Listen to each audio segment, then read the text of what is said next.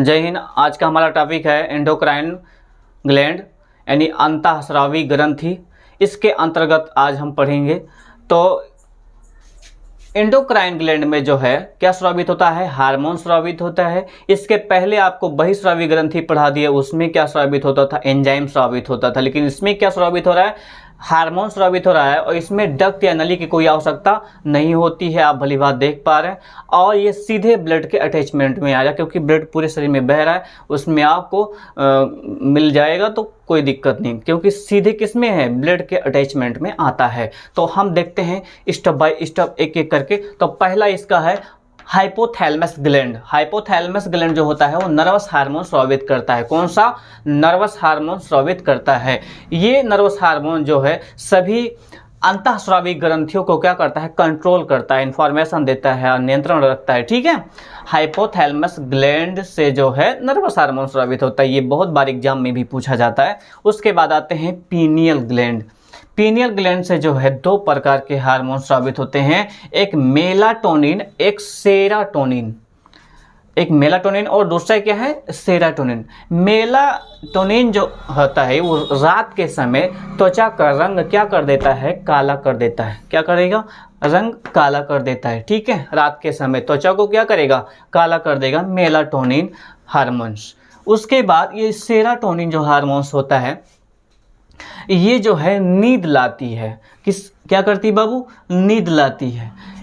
ये ग्लैंड जो है पीनियल ग्लैंड जो आप देख पा रहे हैं, ये जो तीसरी आंख नहीं होती है, इस दोनों की जो मिडल ऑर्डर यहाँ पे जहाँ शंकर जी की आंख होती है यहीं पर ये पाई जाती है, इसलिए इसको थर्ड आई के नाम से भी जाना जाता है।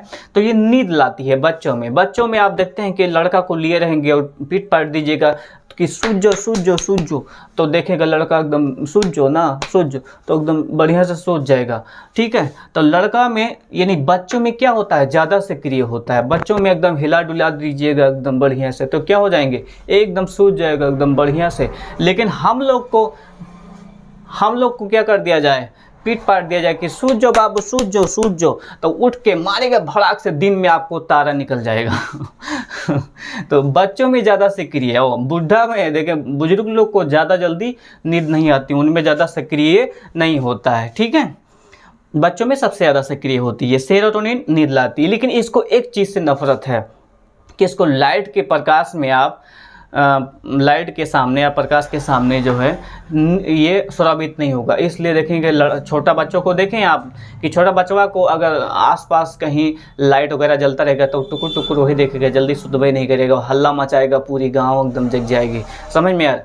और आपको भी कुछ लोगों को जो है स्रावित जल्दी नहीं। कभी कभी देखते हैं कि ये स्रावित किसी में कम होती, किसी में ज़्यादा होती है। कोई को देखते हैं एकदम कुंकड़ कपड़ेदार हो जाते हैं, बहुत ज़्यादा सूखते हैं, और किसी में ये स्रावित ही नहीं होगी, दिक्कत होगी, ये प्रॉब्लम आ जाती है। ठीक है। तो कौन सी ग्लैंड से? यानी पीनियल ग्लैंड से ये हार्मोन स्रावित होते हैं। तो क्या लाती है बाबू? ये नींद लाती है और ये रात के समय रंग को क्या कर देती है? काला कर देती है। ये बच्चों में सबसे सक्रिय, इससे जो है थर्ड आई के नाम से भी जाना जाता है इस ग्लैंड को। ठीक।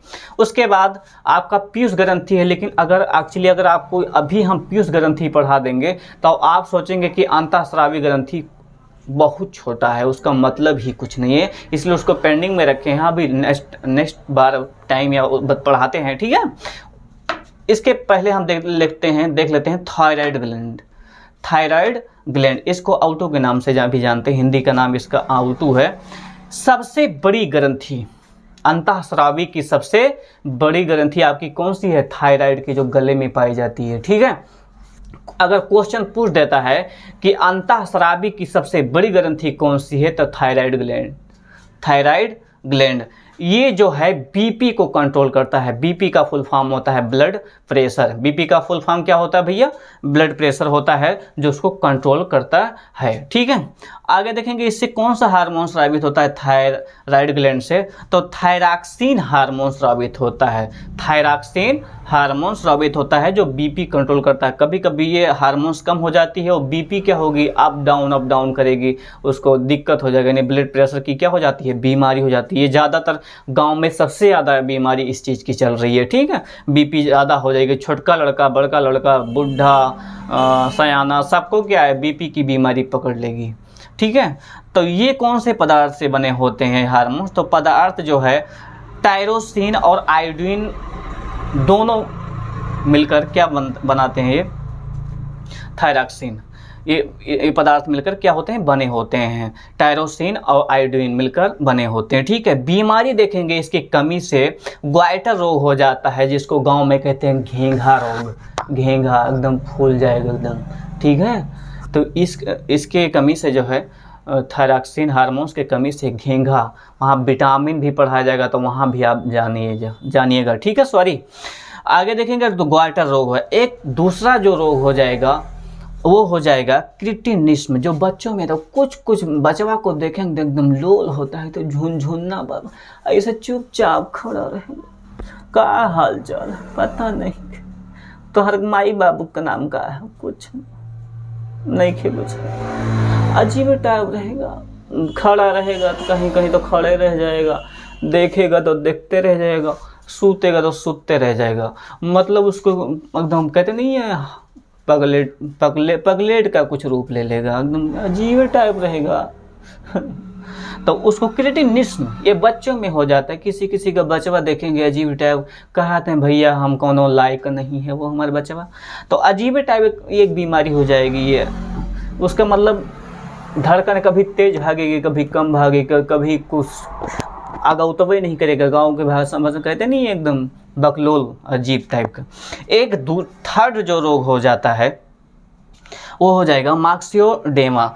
ये मार्क्सियोडेमा एक बीमारी बड़ी खतरनाक है, इस हार्मोन्स की कमी से हो जाती है कि देखेंगे उसमें क्या हो जाएगा, एकदम मोटा के जेसीबी मशीन हो जाइए, एकदम थल एकदम।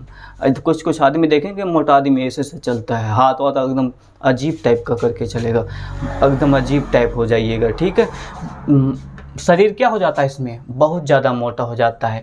बीपी की बीमारी वाले पेशेंट को देखिएगा, उसका शरीर जो है ना, ये मार्क्सियोडेमा जब हो जाएगा तो वो उसका शरीर बहुत तेज मोटा हो जाएगा, बहुत ज़्यादा मोटा हो जाएगा, और चलने में दिक्कत होगी, पाँव एकदम पाँव पिल हो जाएगा, और चलेगी 4 कदम तो हाफा लगेगा, अजीब टाइप का लगेगा, पूरी शरीर एकदम फूली हो जाएगी एकदम। उसको दबा के देखिएगा तो ऐसा लगेगा कि ये सोख्ता है, ठीक है। तो मार्क्सियोडेमा में क्या होगा? जेसीबी मशीन आप बन जाइएगा, ठीक। तो आपका ये रहा थायराइड ग्लैंड। उसके बाद देखते हैं आपका पाराथायराइड, इसको पारा ऑटो के नाम से भी जानते हैं। इसमें देखेंगे पीयूष ग्रंथि के कंट्रोल में नहीं होता है, पीयूष ग्रंथि के कंट्रोल में ये नहीं होता है, ठीक है। इससे कौन सा हार्मोन स्रावित होता है? तो थायरॉक्सिन हार्मोन स्रावित होता है। थायरॉक्सिन हार्मोन स्रावित होता है किससे बाबू? पाराथायराइड ग्लैंड से, ठीक। उसके बाद ये जो है शरीर में कैल्शियम और फास्फोरस की मात्रा को क्या करता है? नियंत्रण रखता है तथा निर्माण करता है, ठीक है ये, ठीक। तो ये जो है कैल्शियम और फास्फोरस की मात्रा को नियंत्रण भी करता है, ठीक। आगे देखेंगे ये आपका पाराथायराइड ग्लैंड हो गया। उसके बाद देखते हैं थाइमस ग्लैंड, जो वक्ष गुहा में पाया जाता है। कहाँ पाया जाएगा? वक्ष गुहा में।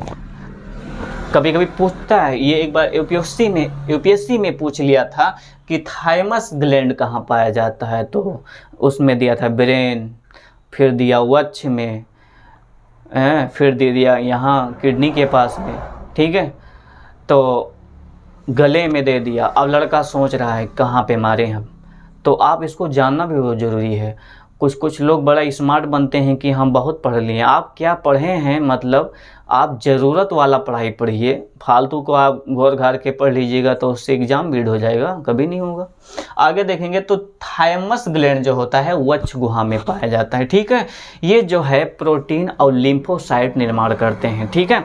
छोटे बच्चों में देखेंगे बचवा दिन भर कूदता रहेगा, खेलता रहेगा, एकदम दिक्कत नहीं होगा, कभी खाएगा कभी खावे नहीं करेगा, गोली कंचा में भिड़ा रहेगा। तब भी देखेंगे दुबला पतला जल्दी नहीं होता है, वो बीमार जल्दी नहीं पड़ता, धूल उल खा लेता है, मिट्टी खा लेगा, हर चीज़, क्योंकि उसके शरीर में लिम्फोसाइट बन रहा है, प्रोटीन बन रहा है, कोई दिक्कतें नहीं है उसमें, ठीक है। लेकिन ये 15 साल के बाद ये काम करना जो है लगभग छोड़ देते हैं, ठीक है। ये आपका प्रोटीन और लिम्फोसाइट का निर्माण करता है, उसका नियंत्रण भी रखता है आपका थाइमस ग्लैंड, जो वक्ष गुहा में पाया जाता है, बच्चों में ये ज़्यादा सक्रिय होता है, ठीक है। इसके आगे हम छठवां देखते हैं। छठवां आपका है एड्रिनल ग्लैंड यानी अधिवृक्क ग्रंथि।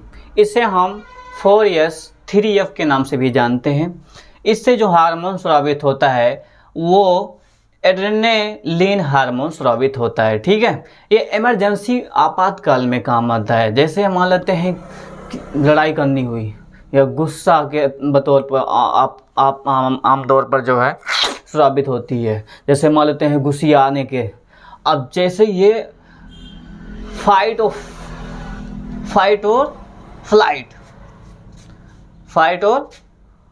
फ्लाइट यानी लड़ो और उड़ो हार्मोन।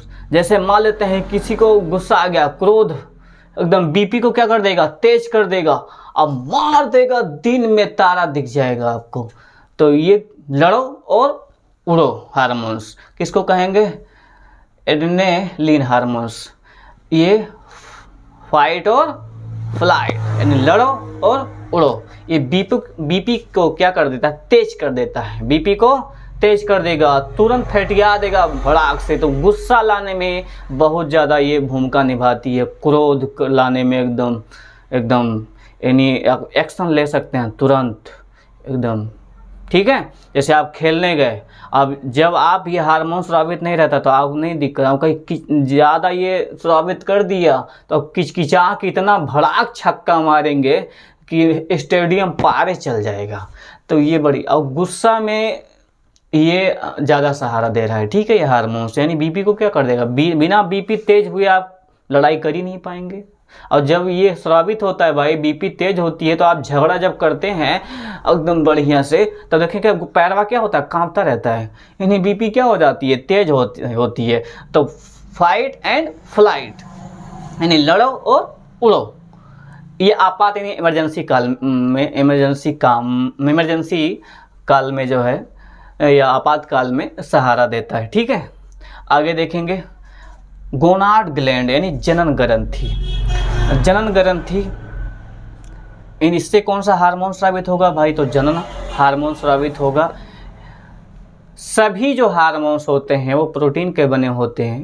एक्चुअली सभी प्रोटीन हार्मोन जो है प्रोटीन ही है, लेकिन जनन हार्मोन जो है स्टेरॉइड के बने होते हैं। जनन हार्मोन्स स्टेरॉइड के बने होते हैं। एक बार कंपटीशन लेवल में पूछा था कि जनन हार्मोन्स बना होता है, तो लड़का वहाँ प्रोटीन ऑप्शन नहीं दिया था, अलग अलग करके दिया था।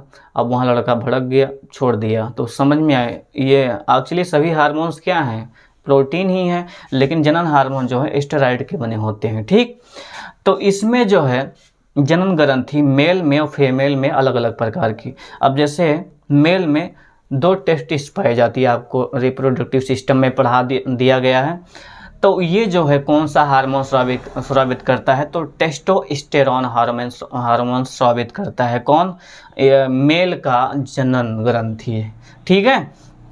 ये हार्मोन्स तो आपको बताया गया था कि सेकेंडरी करैक्टर मतलब स्पष्ट कर देता है, ठीक है। जैसे दाढ़ी मोच का जाना, गला भारी हो जाना, ठीक है, उत्तेजित करना बॉडी को, ठीक है। तो वो सब आपको रिप्रोडक्टिव सिस्टम में पढ़ा गया, आप भली बात उसको पढ़ सकते हैं। तो इसको जो है केवल आप टेम्पोररी समझ जाइए, बाकी वहाँ जाके आप अच्छे से समझ सकते हैं, ठीक है।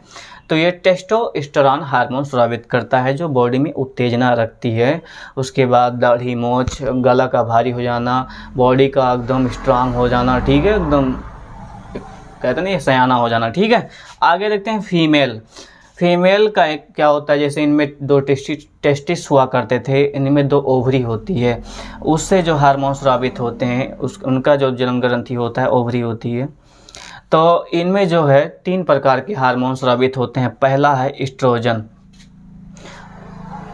पहला क्या है, एस्ट्रोजन, जो यमसी को बनने में और नियंत्रण क्रिया में, जैसे पीरियड जो होता है किसी की ज़्यादा चली जाती है, अवधि जो होती है उसकी, किसी की कम किसी की ज़्यादा, टाइमिंग क्या होती है आगे पीछे होती रहती है, 28 दिन, 30 दिन, 35 दिन, लेकिन सबसे परफेक्ट क्या है तो 30 दिन होता है, आगे पीछे हो। उसके बाद में इसका ज़्यादा बनना कम बनना पीरियड का यानी एमसी का, उसका टाइम पे ना आना, इधर उधर करना, यानी डिसऑर्डर हो जाती है। और इस हार्मोन्स की वजह से वो सब नियंत्रण में भी रहते हैं, निर्माण में भी सहारा करती है। ठीक है, तो ये एस्ट्रोजन हार्मोन्स। उसके बाद प्रोजेस्टेरॉन, ये प्रोडक्ट करता है, यानी गर्भाशय में वाली बच्चा पल रहा है तो उस पालन क्रिया में जो है वो क्या कर रहा है, उसको प्रोडक्ट यानी कर रहा है, प्रोटेक्ट कर रहा है उसको, जो भी प्रोडक्ट चाहिए, सहारा, पोषण वो दे रहा है प्रोजेस्टेरॉन। किसी किसी का देखेंगे बकलवा 7वें महीना में पैदा हो जाता है, उसको कहेंगे सतुआसा है, 8वें महीना में पैदा हो जाएगा। कुछ किसका देखेंगे किसी किसी का 2 ही महीना में ख़राब हो जाता है, 1 ही महीना में ख़राब हो जाएगा। और उसमें तो देखेंगे वहाँ आपको अच्छे तरीके से समझाया गया है। तो ये जो है प्रोटेक्ट कर देता है, यानी प्रोजेस्टेरॉन उसको पोषण में सहारा देता है। ठीक है बच्चों को। ठीक, इसके बाद रिलैक्सिन हार्मोन स्रावित होती है, जो नॉर्मल डिलीवरी के समय क्या करती है, उसकी आसपास की जो मस्कुलर होती है वेजाइना की, वो क्या करती है, ढीली कर देती है। और बच्चे जब भ्रूण में रहता है, यानी पेट में जब, यानी यूट्रस में जब बच्चा रहता है तो बच्चा की जो मुंडी होती है ऊपर रहती है, उसको क्या करता है, भ्रूण को घुमाने में सहारा प्रदान करती है, यानी उसको क्या करेगी, घुमा के जो फेस होता है, हेड होता है, वो नीचे कर देगी। ठीक है, यानी घुमाने में, अगर वो घूमेगा नहीं, मान लेते हैं वो एक चक्रव्यूह की तरह होता है, मालिक नहीं घुमा, अब घूम के अगर वहीं खड़ा हो गया तो फिर आप नॉर्मल डिलीवरी नहीं करा सकते हैं, और वहाँ की जो मस्कुलर होती हैं ढीली होनी चाहिए। ठीक है, तो ये क्या करता है, रिलैक्स प्रदान करते हैं। ये कौन सा हार्मोन्स, रिलैक्सिन हार्मोन्स। ठीक है, तो आपको समझ में आया, ये आपका जनन ग्रंथि से जो हार्मोन स्रावित होते हैं इसके बारे में आप समझे हैं। अब देखते हैं पीयूष ग्रंथि।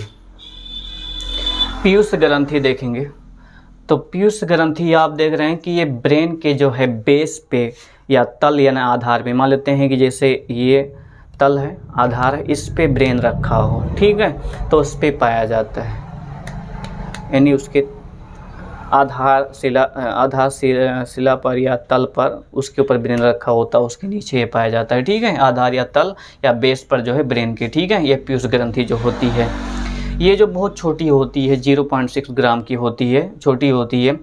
ये क्या करता है, पूरी बॉडी को कंट्रोल करता है, पूरी बॉडी को कंट्रोल करता है ये।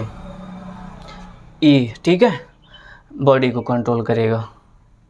उसके बाद में ये बॉडी कंट्रोल करने की वजह से इसको जो है मास्टर ग्रंथि भी कहते हैं, मास्टर ग्रंथि कहते हैं। कभी भी क्वेश्चन में पूछ देता है कि पीयूष मास्टर ग्रंथि किससे कहते हैं, तो आप पीयूष ग्रंथि को कहेंगे। ठीक, फिर पूछेगा क्यों कहते हैं, तो आप क्या कहेंगे कि बॉडी को कंट्रोल करता है ये।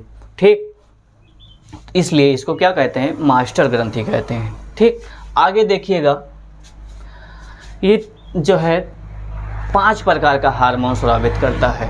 ठीक है, तो पहला आपका क्या है, TSH यानी थायराइड स्टिमुलेटिंग हार्मोन्स। ये जो हार्मोन्स होता है, ये थायरॉक्सिन हार्मोन्स को बनाने के लिए थायराइड ग्लैंड को उत्तेजित कर देता है कि बाबू चलना बना, हार्मोन्स को क्या कर दे, निर्माण कर दे बाबू। तो ये उत्तेजित कर देता है, इसको थायराइड ग्लैंड को उत्तेजित कर देता है ये हार्मोन्स, थायरॉक्सिन हार्मोन्स बनाने के लिए। उसके बाद आता है STH यानी सोमैटोट्रोपिक हार्मोन्स।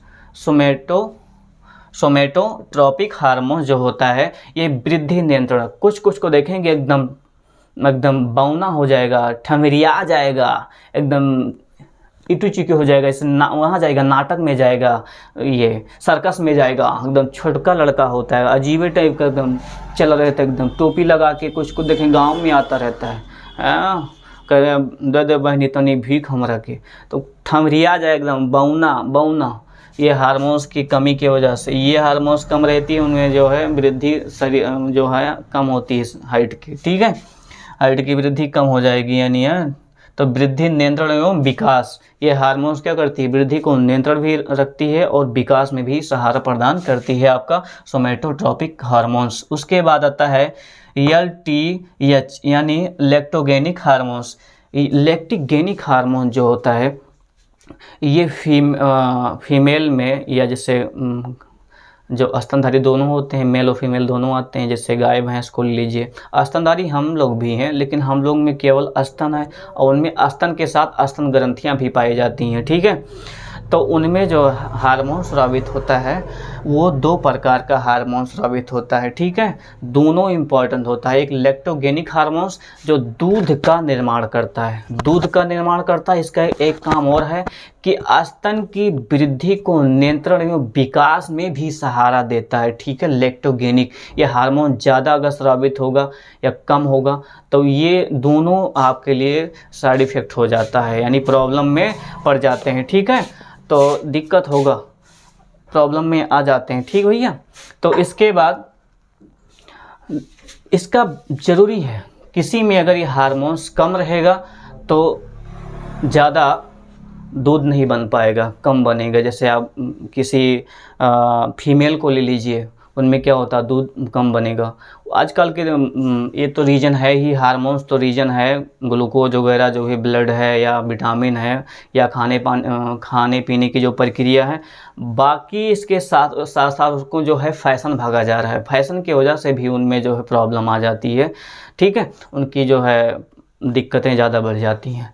तो ये हार्मोन्स जो है क्या करता है, दूध का निर्माण करता है एवं स्तन विकास एवं नियंत्रण में भी सहारा प्रदान करता है।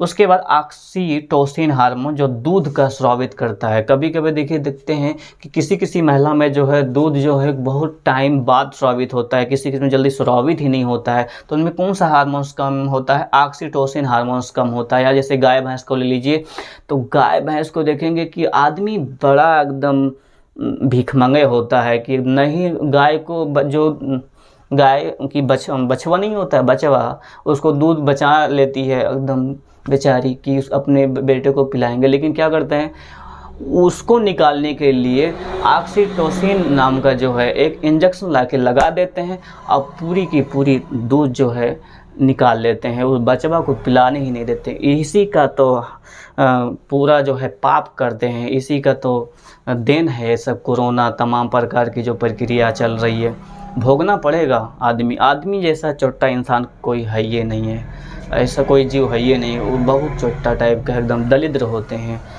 जो अपने बच्चों के लिए बचाती है उसको भी खाने में लग जाते हैं। तो ये हार्मोन्स की जो कमी होगी तो दूध स्रावित नहीं होगा, कम होगा, ठीक है।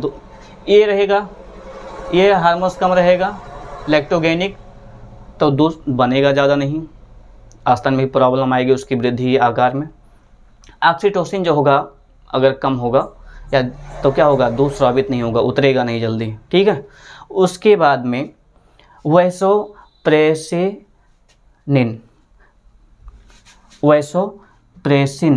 हार्मोन्स, वैसोप्रेसिन हार्मोन जो होता है वो मूत्र की सांद्रता को क्या करता है, नियंत्रण करता है। अगर ये डिसऑर्डर हो जाता है, मान लेते हैं एकदम क्या होगा, गाढ़ा हो गया, तो देखेंगे पेशाब करने में बड़ी दर्द होगी, एकदम पेशाब जो है दिक्कत करने में प्रॉब्लम बहुत आएगी। उसके साथ साथ जो है ना प्रॉब्लम एक बीमारी पकड़ लेगी, जिसको गांव में कहते हैं करक, प्रॉब्लम ज़्यादा आ जाता है। ज़्यादा अगर गाढ़ा हो गया, ज़्यादा पतला हो गया तो उसके शरीर से ग्लूकोज वगैरह भी बह जाएगा, तमाम प्रकार के तत्व भी बहने लगेंगे और पानी शरीर का क्या होगा, उस पेशाब के साथ बह जाएगा और उस पेशाब ज़्यादा भी बनेगा, बार बार आप पेशाब करने जाएंगे। तो इसकी सांद्रता को, मूत्र की सांद्रता को क्या करता है, नियंत्रण करता है। ज़्यादा गाढ़ा हो गया तब दिक्कत, पतला हो गया तो दिक्कत, इसका नियंत्रण रखता है ये।